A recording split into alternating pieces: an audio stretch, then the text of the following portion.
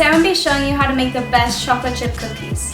What's great about this recipe is that it creates a cookie with that really rich chocolate flavor, but it also has that doughy taste and texture that I personally love. We have a half a tablespoon of unsalted room temperature butter.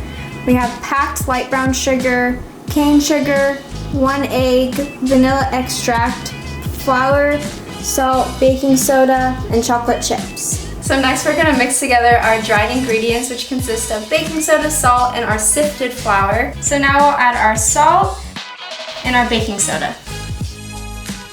So after adding the baking soda and salt to our 1.5 cups of sifted flour, we'll just whisk it together until it's all incorporated. And we'll set it aside to mix in with our wet ingredients after those are mixed. So next we're going to mix together our wet ingredients. We're going to put in our butter first after it's gotten to room temperature. And then we'll add our brown sugar. And then we'll add our regular sugar. And then we're going to beat this on high until it's all incorporated before we add the egg.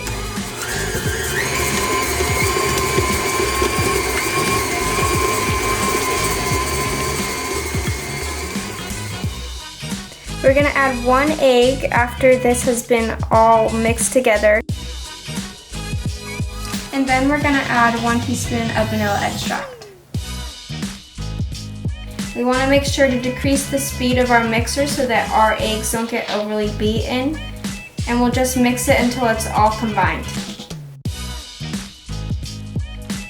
Now that we have our wet ingredients combined and our dry ingredients combined, we want to make sure to do it slowly and do it a little bit at a time so we avoid having a big mess.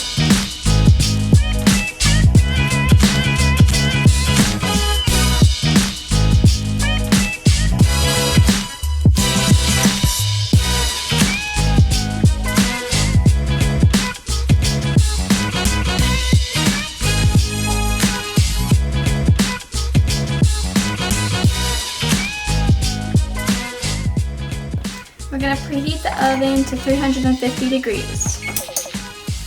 After we've preheated our oven to 350 degrees Fahrenheit, we're going to add our semi-sweet chocolate chips.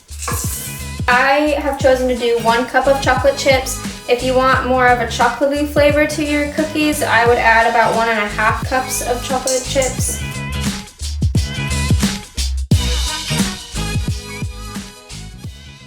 Now that we have our batter all made, we're going to put it onto our non-stick baking pan. If you don't have a non-stick baking pan, you can put parchment paper down or use cooking spray. I like to have a larger cookie, so I'm going to put my cookies in there for 11 minutes. If you want to do a smaller cookie, you can put it in there for 10 minutes at the 350 degree temperature.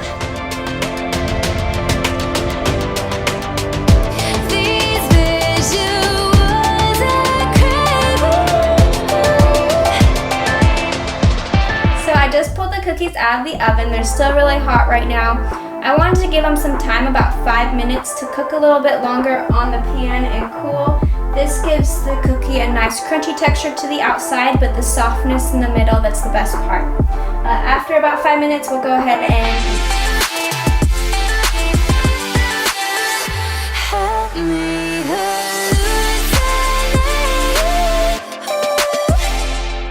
I hope you get a chance to try this recipe. If you do, you'll not be disappointed. Thanks for watching. Make sure to like, subscribe, and comment.